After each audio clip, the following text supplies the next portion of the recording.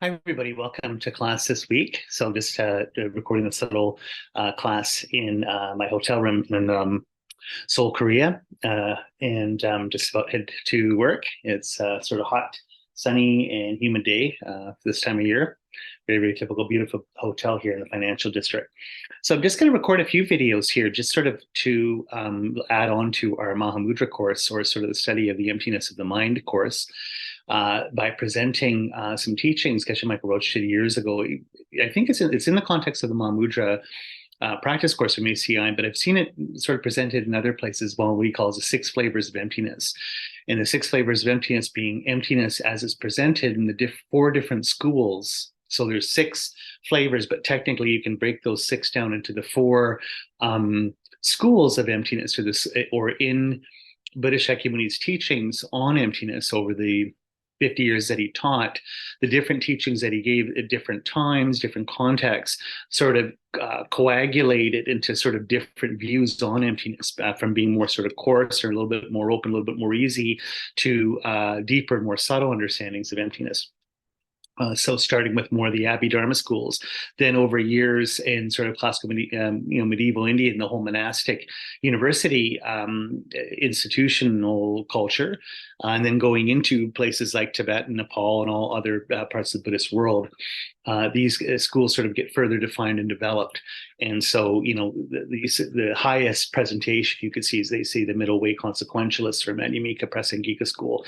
And there's two main currents you get between the two great saints and famous philosophers and great teachers in Buddhism, predicted by Buddha Shakyamuni himself, that he said, like 5 years after I'm gone, you'll have these two great people, great saints, appear and teach emptiness and teach my teaching, and sort of it'd be like a renaissance of Buddhist teachings and a further development of them. Of course, this being Arya Nagarjuna, and after him, Arya Sangha, Nagarjuna being from southern India, and the Sangha being, I believe, sort of in the area of what's now Pakistan.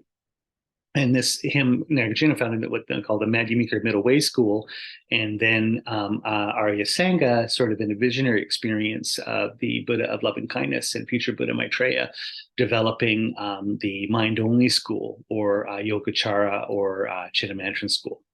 And these are the two major big views of emptiness that you get in the Mahayana tradition. And then in the Abhidharma schools, you get in Theravada tradition, you have their version of views of emptiness.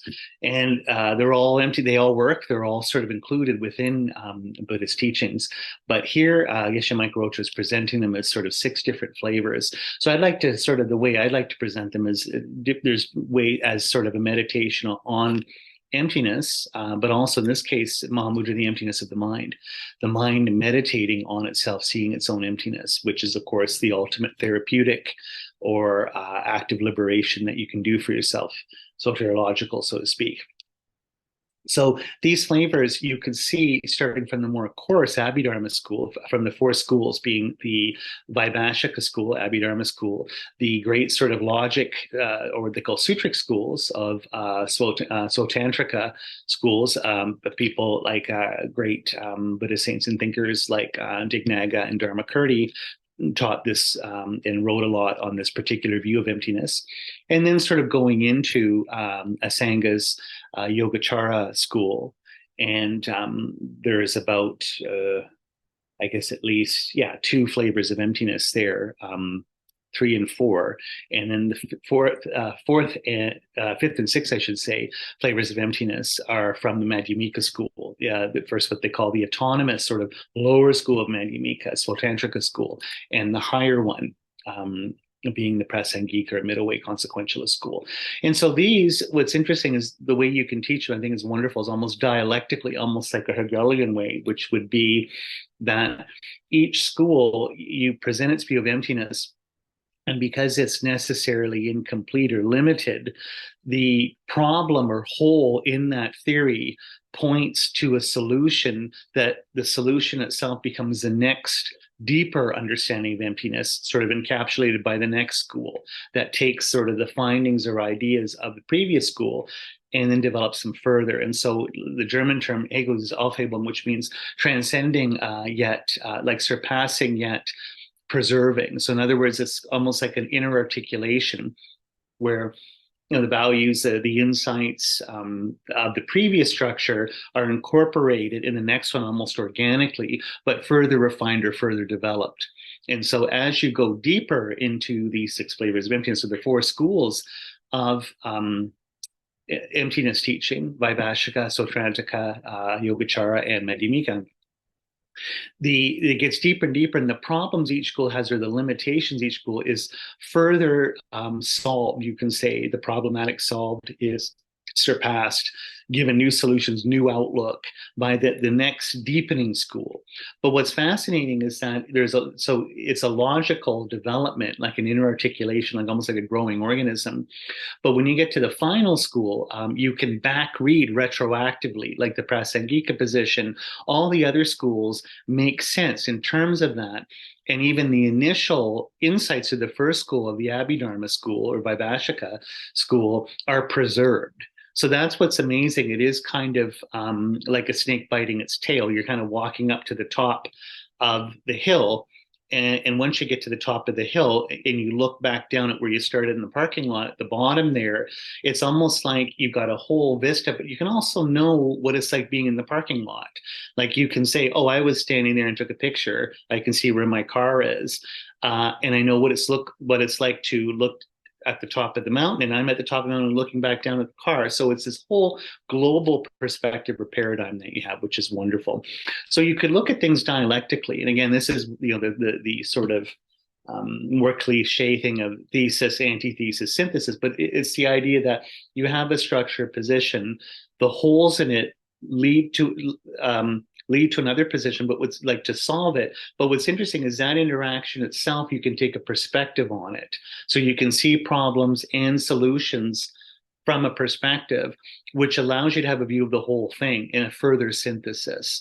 So that's what's so great about these schools of emptiness, is that each one allows you to understand deeper the previous one you're coming from, and it points the way to the next work that you have to do, or the deepening of your understanding of emptiness. So there you go. That's just sort of what I wanted to say for that. So starting for the first one, and also another thing is that you could also look at it more as a pragmatist understanding. In other words, each one of these views on emptiness will be tools that you can use for your dharmic path, to do things, to meditate, to understand emptiness. They're all useful. They all produce an effect. The most powerful one, of course, the Prasangika, the most deepest, is what they all, in our tradition and Tibetan Buddhism, especially Buddha tradition, we say, quote unquote, the correct view of emptiness. What they mean by that is not being sort of parochial, although some people might think they're being parochial, but it's just that why we see correct is it's correct or pragmatically correct for you to do Tantra. Tantra, in particular, highest yoga Tantra, can only work on the basis of the view from that school. You can't use sort of a lower school of emptiness and get the same results. And so if our whole point is to practice Tantra and get in one lifetime, to liberate ourselves in all sentient beings, because we can't stand the suffering of samsara, we need the right tools. So it's just like having the right screwdriver bit for your impact or something. If you don't have the right bit, how are you going to take the screw out of the drywall, right? So this is the one that we need for this. So each one of these schools, or the six flavors of emptiness, have effects in your life: positive, ethical, even aesthetic, like living your life as a work of art, as a Dharma person. They all sort of produce things, which is wonderful. But in particular, you've got your tool belt here, but the impact is always like your drill and whatever, that's always one of the best tools to have, because you end up using it for everything. It can do so many things. Almost like having a hammer. Sort of the best tool that we're going to have is the middle way Prasangika school. So you can see it as that. You can also see it as different medicines or different therapies depending on what level you're working at. So people that first come to Buddhism, or people that are kind of part-time Buddhists or don't want to study that much or whatever, it's cool. The lower, or sort of the first schools of emptiness, are the most useful, are the most therapeutic. People get the most out of them. Whereas the deepest ones are more for people kind of like lifers, people that are going really, really deep. So it's a different kind of medicine. So it's the difference between taking your aspirin or something, or your antacid, or just very simple stuff, to having, let's say, really important psychiatric medication or chemotherapy, or like really heavy duty naturopathic medicine because you're really, really sick. Depends on what level you're working on. So Tisha always said that. He says that the Buddha is the doctor, the Sangha is the nurse, and the Dharma is the medicine. So depending on what the person's suffering from, there's different medicines. So the teachings all seem contradictory if you're looking at them logically, but you have to see them therapeutically. And it'd be the same thing here with the different flavors of emptiness. And so the last one being, of course, is that we can look at them as, again, styles of practicing your path, styles of living your life. So all of them, just like styles of music, they all come in handy. You like different ones, you can apply them in different ways depending on what you're doing to create a certain kind of effect, to live a certain kind of way. And what might be, it's like the more coarse ones might be easier to use in most everyday situations. And then the deeper versions of emptiness are maybe more when you're in a frame of mind or a position where you want to be more reflective, or do deeper practice for yourself. So that's kind of an introduction. So we'll start just with the very first one. I'll just read the Heart Sutra for auspiciousness. Homage to the perfection of wisdom, the Blessed Mother. Yes, I've heard one time, and the Blessed One was dwelling in Grier and Mass Vultures Mountain together, great assembly of monks and nuns, great assembly of bodhisattvas. That time, the Blessed One was absorbed in the concentration of countless aspects of phenomena called profound illumination. That time also, Superior Avalokiteshvara, the Bodhisattva, the Great Being, was looking perfectly at the practice of profound perfection of wisdom, looking perfectly also at the five aggregates being empty of inherent existence. Then through the power of Buddha, Venerable Shariputra said, Superior Avalokiteshvara, the Bodhisattva, the Great Being, that how should a son of the lineage train who wishes to engage in the practice of profound perfection of wisdom? Thus he spoke, and Superior Avalokiteshvara, the Bodhisattva, the Great Being, replied to Venerable Shariputra as follows. Shariputra, whatever son or daughter of the lineage wishes to engage in the practice of profound perfection of wisdom should look perfectly like this. Subsequently, looking perfectly and correctly also the five aggregates being empty of inherent existence. Form is empty, emptiness is form. Emptiness is not other than form is not other than emptiness. Likewise, feeling, discrimination, compositional factors, and consciousness are empty. Shariputra, like this, all phenomena of emptiness having no characteristics, do not produce or do not cease. They have no defilement, no separation from defilement. They have no decrease and no increase. Therefore, Shariputra, in emptiness, there is no form, feeling, discrimination, compositional factors, or consciousness. There is no eye, no ear, no nose, no tongue, no body, no mentality, no form, sound, smell, taste, no tactile object, no phenomenon. There is no I element, and so forth, up to no mentality element, and also up to no element of mental consciousness. There is no ignorance, no exhaustion of ignorance, and so forth, up to no aging and death, no exhaustion of aging and death.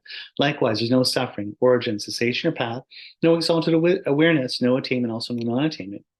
Therefore, Shariputra, because there's no attainment, bodhisattvas rely on and abide in the perfection of wisdom. Their minds have no obstructions and no fear. Passing on and beyond perversity, they attain the final nirvana. Also, all Buddhas died perfectly in the three times, having relied upon the perfection of wisdom, became manifest, complete Buddhas in a state of unsurpassed, perfect, complete enlightenment. Therefore, the mantra of perfection of wisdom, the mantra of great knowledge, the unsurpassed mantra, the equal and unequal mantra, the mantra that thoroughly pacifies all suffering, since it's not false, should be known as the truth. The mantra of perfection of wisdom is proclaimed, Tayatam Gata Paragata Parsam Gati Bodhisoha. Shariputra, Bodhisattva, Great Being, should train the profound perfection of wisdom like this. Then the Blessed One arose in that concentration and said to Spirit of Avalokiteshvara, the Bodhisattva, the Great Being, that he'd spoken well. Good, O son, and just like that. Since it's like that, just as you have revealed, in that way the profound perfection of wisdom should be practiced, and the Tathagatas will also rejoice. When the Blessed One had said this, Venerable Shariputra, Spirit of Avalokiteshvara, the Bodhisattva, the Great Being, that entire circle of disciples, as well as worldly beings, gods, humans, demigods, and spirits, were delighted and highly praised what had been spoken by the Blessed One. So holding that in our hearts and taking refuge in our hearts to we and all sentient beings take refuge to Buddha, Dharma, and Sangha. And through all virtues that we practice and collect, like the six paramitas, may we become a Buddha for the benefit of all. So generating refuge in bodhicitta. So what I was just saying for the first class here, just the first little flavor of emptiness. The one thing here I like is just the note that I had, which is that the ultimate refuge that what we're taking here is in emptiness. The Buddha jewel is a Dharmakaya, or the mind of the Buddha is meditating on emptiness.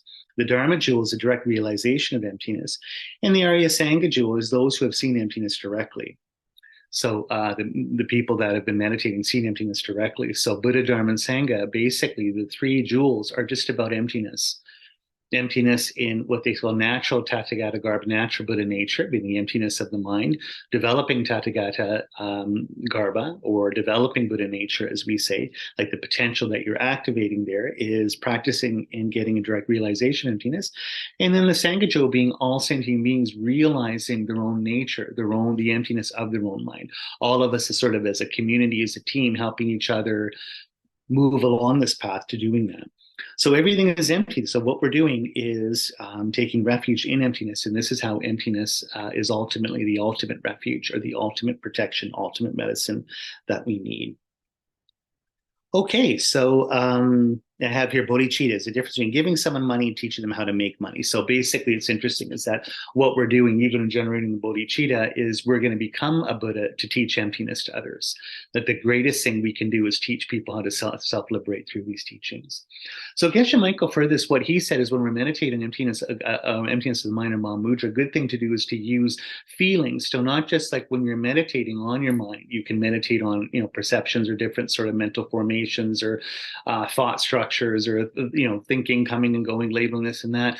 He said it's nice to meditate on feelings because the one thing about feelings is they're so charged, liking something, disliking something, not caring, being kind of checked out. These are states that you really take to be inherently existence unchanging or having no kind of relationship to you. So when we apply our meditation on emptiness to these things, to feelings in your mind, in a Mahamudra meditation, it's the impact, the educational or therapeutic impact is a lot bigger because you can see kind of thoughts come and go. It's like, oh, whatever, I have to go to Costco tonight. Okay, well, I'll make sure to do that when I get up from meditating. It goes away. But feelings, it's just like, oh, I'm really depressed. Even when I'm meditating, like super depressed, or I'm like really angry about this in the world, about this person. Or again, I'm really blissed out. I'm super happy. I'm all excited about vacation. I can't stop thinking about it. So these kinds of feelings, because they're effective, there's an energy, there's a content with them. You really grasp and hold on to them really, really tight. So the first emptiness flavor basically is the Vaibhashika school, which is that everything changes.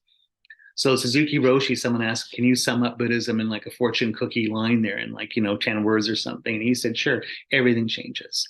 So that's the one teaching on emptiness, that really things are empty because they change. Things in the Vaibhashika school, they really sort of look at different, everything being made up by atomic particles, or all different, what they call dharmas, different phenomena, all combining, interchanging, producing one another in a causal sort of interconnected web, which means that nothing exists outside of that relationship, out of any relationship, especially causality. So things change. So if you can just remember this as your first little tool, as your first sort of statement, your first worldview for Mahamudra is a good one, because that's true at the beginning, the cliche, everything changes when you learn about Buddhism, and it's true right to the end at the highest levels of tantric meditation, of Mahamudra, Dzogchen, completion stage practice and Tantra. That's what you see. And I always joke, I think that that's the hardest thing to realize in your life. Anytime you have problems, meditating, problems with people, problems with your job, problems with your family, problems with the world, politics, a lot of it is being unable to appreciate change. Things are different now. Things aren't the way they used to be. I like them this way, or I don't like them this way, but they're that way. So it's such a cliche. And as a Buddhist, oh yeah, things change. Yeah, I get it. I know, but I believe that everything's impermanent. It's like, do you really believe this? So this is a good one to use when you're meditating, Mahamudra, mind meditating on mind, just watching without discrimination or judgment, without sort of an agenda, your own mind. The first thing that you see is that your mind's always changing. And yet on a day-to-day level, you don't believe that. You think that everything's the same, that you shouldn't have to change even if the world's changing. So the Vaibhashika school says we apply that idea that everything changes to the self. We see that when we look at the five aggregates of, discrimination, compositional factors, mind, and form and feeling, those five things, there's no sense of self or I, inherently existent I, that is, being affected by karma one way or another. Like, I'm controlling things, I'm creating the world, it's me, it's all about me, blah, blah, blah. Everything changes. So we see that that self, the self that exists outside of all relationships, is fictional. It's not true because everything changes. So this is almost like the little homework that we have to do, is just apply this first flavor of emptiness, this first school, the Vaibhashika school, at all times, and just to almost test yourself on this one. Both good and bad. Like Dzongkhapa Rinpoche is such a wonderful Lama, says that impermanence isn't bad, because if you've always wanted a BMW, fancy BMW, you don't have it, because things are impermanent, one day you might be able to buy one. You're not like prevented from owning a BMW, right? So, and also bad things. If something's really bad, well, it's going to change. It's not always going to be this way. You broke up with your boyfriend or someone and you're all crushed. One day you won't feel bad anymore. Things are always changing. So that's the first flavor. Things change. So let's really take that in again. We'll come back to that in a full circle from a more higher, deeper point of view. So that things are impermanent also, like I say, with emptiness means that they're plastic. They can be coded, uncoded, recoded, rewritten, re-edited. Just like a blank screen on your computer when you're writing something, writing your next new novel or something, the blank screen of our minds. Okay. That's just take a moment to dedicate that. And so with that, maybe we'll apply this in our lives through the blessings of all holy beings, truth of karma, cause and their effects, and the private pure spirit and intention of bodhicitta. May all of our dharma wishes be fulfilled. Okay, thank you, and see you next time.